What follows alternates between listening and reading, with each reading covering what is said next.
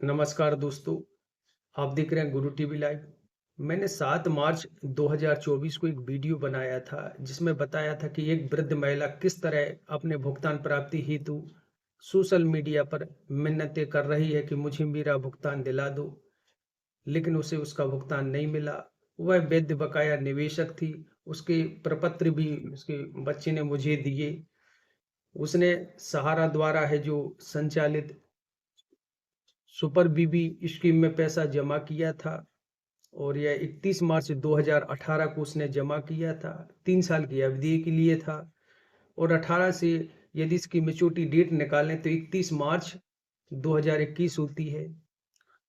जमा धन इसका 7800 रुपये एक पार्ट में दिया हुआ है और दूसरे पार्ट में 96 पॉइंट दिया है, यानी 9600 रुपये।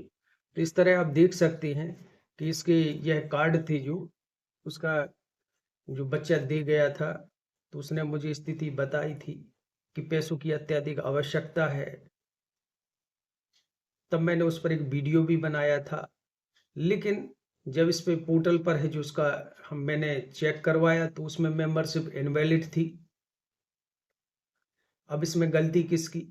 क्योंकि माननीय सर्वोच्च न्यायालय के आदेश अनुसार 4 सोसाइटियों के भुगतान का आदेश दिया गया था और यह वैध बकाया निवेशक है क्योंकि इसका स्टार मल्टीपर्पज कोऑपरेटिव सोसाइटी में इसका है जो खाता है, लेकिन इसे इग्नोर किया गया।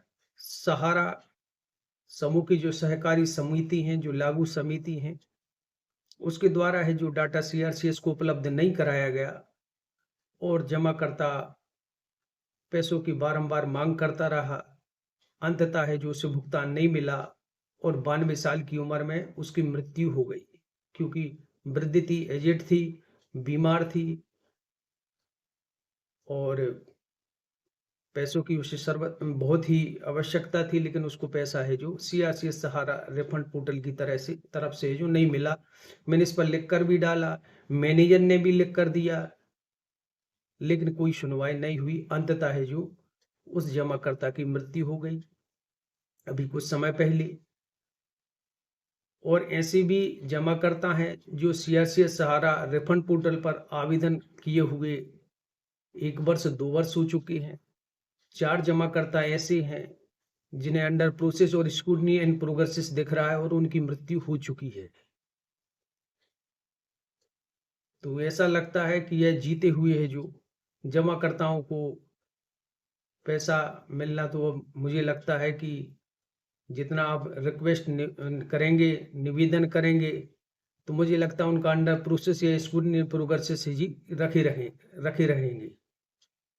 आज स्थिति यह है। इस तरह हमारे क्षेत्र में लगभग 5 जमाकर्ताओं की मृत्यु हो चुकी है।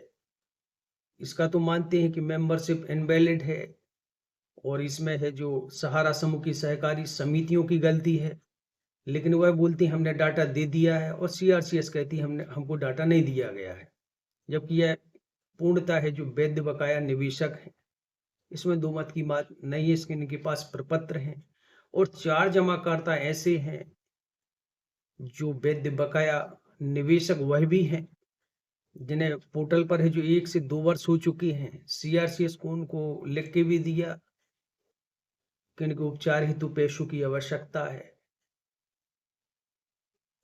राइट टू इंफॉर्मेशन के जरिए भी जानकारी लेने का प्रयास किया। शिकायत पोर्टल के माध्यम से ग्रीवनेंस भी डाला, लेकिन उनको भुगतान नहीं मिला। अंततः बीमारी के चलते उनकी मृत्यु हो गई। तो यह सब स्थितियां आज पोर्टल पर चल रही हैं।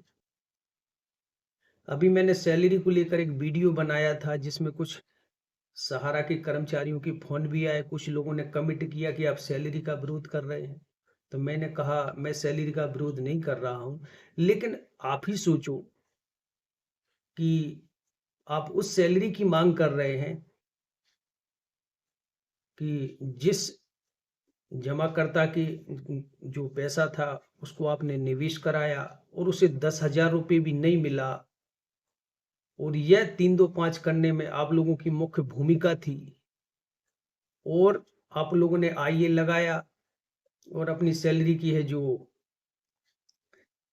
6 डिवीजनों के जो कर्मचारी थे उनकी लिस्ट भी दे दी, जबकि यह लिस्ट भी गलत है। क्योंकि जब मैंने इसमें पूछा कि सहारा के आप लोग कहते हैं 3 लाख वर्कर हैं, तो वह वर्कर कहाँ गए?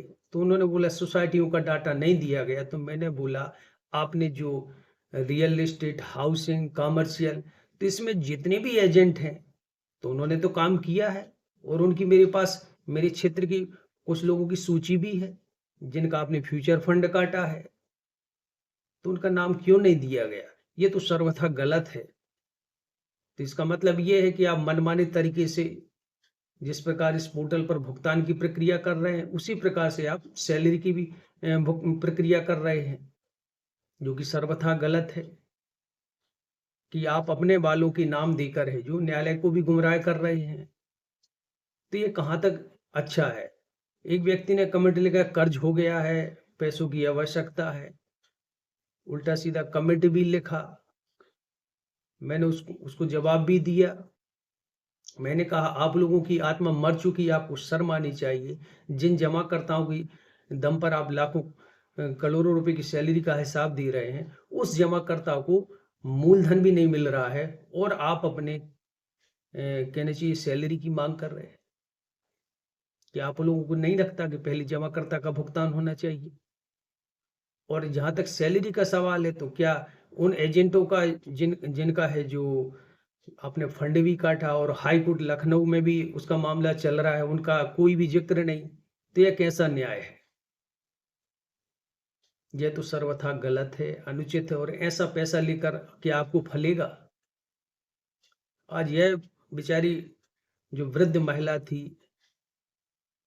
यह क्या कहें, ये इतनी दुखी थी, इतनी परेशान थी। ये समोसे समोसे समोसे हैं जो स्कूल में बेचा करती थी, 1-1 रुपये उसने जमा किया, छोटा सा अमाउंट था, लेकिन उसको भुगतान नहीं मिला। एक जमाकर्ता थे, वो हृदय के मरीज थे, पैसों की आवश्यकता थी, जर्नल से थे, उनको कोई सरकार की तरफ से फैसिलिटी नहीं थी। उनको यह राशि मिल जाती तो शायद आज वह जीवित होती, लेकिन वह भी आज हमारे बीच में नहीं है। ऐसे मैंने आपको बताया कि 5 जमाकर्ता हैं, और जिसमें से एक की मेंबरशिप इनवैलिड है, और 4 वैलिड होते हुए भी 2 वर्ष हो जाने के उपरांत उनको स्क्रूटनी इन प्रोग्रेस या अंडर प्रोसेस उनका दावा दिख रहा है। उनको 1 रुपये भी सीआरसीएस सहारा रिफंड पोर्टल से नहीं मिला। उन्होंने आरटीआई लगाई, तो उन्होंने बोला आपका दावा प्रक्रिया में है, अंडर प्रोसेस है, इंतजार, कहने का मतलब इंतजार करें। किसी को बोल दिया आप सहारा समूह की सहकारी समिति से संपर्क करें। अब मैनेजर, हम लोग तो मैनेजर को जानते हैं, तो उन्होंने बोला भाई जो भी इनके शेयर मास्टर थे, मिसिंग थे, वह सही तरीके से अपलोड करा दिए गए, पुनः आवेदन भी करा दिया गया। अब भुगतान तो सीआरसीएस को देना है, अब सीआरसीएस नहीं दे रही तो हम लोग क्या करें? भले व्यक्ति थे, उन्होंने सहयोग किया, उन्होंने लिख के भी दिया कि इसमें हमारी कोई गलती नहीं है, और ये सौभाग्य की बात है कि उन्होंने जब वह जमाकर्ता जीवित थे तब लिख के दिया, इसलिए वह तो वैलिड है। अब इसमें गलती किसकी है? तो यही मानेंगे कि सीआरसीएस की गलती, कि सीआरसीएस द्वारा है जो भुगतान देने में भेदभाव किया जा रहा है।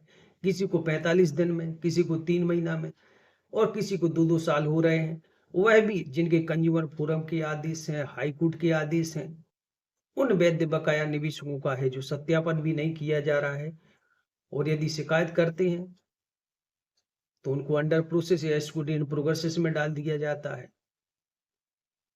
तो यह बड़ी विडंबना है, बड़ी दुख की बात है कि वर्षों गुजर जाने के बाद मूलधन भी मिल रहा है, आधा अधूरा भी मिल रहा है, और वह भी जमाकर्ता को जीते हुए नहीं मिल पाया। इससे बड़ी दुख की बात क्या होगी? लेकिन इन लोगों की आत्मा मर चुकी है, इनको ये मतलब है कि हमको सैलरी मिल जाए, कोई मरे अथवा जिए, हमारा दुख सर्वोपरि है, जमाकर्ता का कुछ नहीं। भले ही उन्हीं पैसों की दम पर है जो यह संपूर्ण साम्राज्य खड़ा हुआ है, और सैलरी भी मांग रहे हैं, तो ये सहारा प्रबंधन की बजाय उसी में मानवता की, उसमें शब्द लिखा है मानवता, ये मानव को खा गए और मानवता के आधार पर माननीय सर्वोच्च न्यायालय में जो पिटीशन लगाई है, मानवता के आधार पर जो डाटा दिया गया है कि मानवता के आधार पर वो रियल एस्टेट हाउसिंग में जो व्यवसाय किया गया है, तो उसमें मानवता के आधार पर हमें उसमें से सैलरी दी जाए, जबकि इनको सैलरी मांगनी चाहिए थी सहारा इंडिया से, लेकिन उससे ना मांगकर इसी पोर्टल के माध्यम से जो अमाउंट जमा है उसी के माध्यम से ये लोग सैलरी की मांग कर रहे हैं। तो इससे आप पता लगा सकते हैं कि कितनी आत्मा है जो मर चुकी है, और लगभग 10 अरब करीब अमाउंट मैंने पूर्वत भी बताया था, जो कि 1000 करोड़ रुपए, फिर उसमें साधारण है जो 12% ब्याज भी जो न्यायालय में इन्होंने बना के दिया है। तो मैं न्यायालय से पूछना चाहूंगा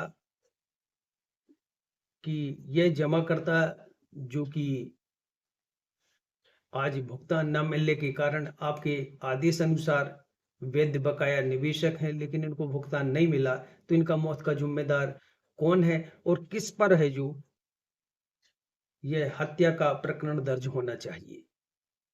जानकारी यही थी, और मैं आप लोगों से निवेदन करूंगा कि ये जो समस्या है आपको अवगत कराने का प्रयास करता हूं, तो इस वीडियो को लाइक और शेयर अवश्य करें।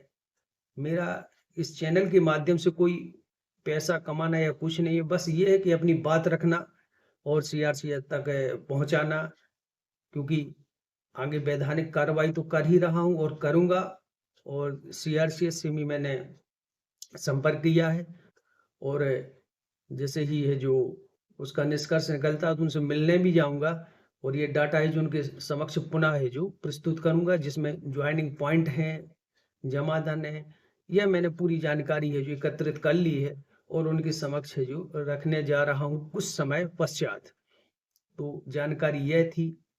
यदि जानकारी आपको अच्छी लगे तो वीडियो को लाइक और शेयर करें, चैनल को सब्सक्राइब करें, यही अपेक्षा रखता हूं। जय हिंद, जय भारत।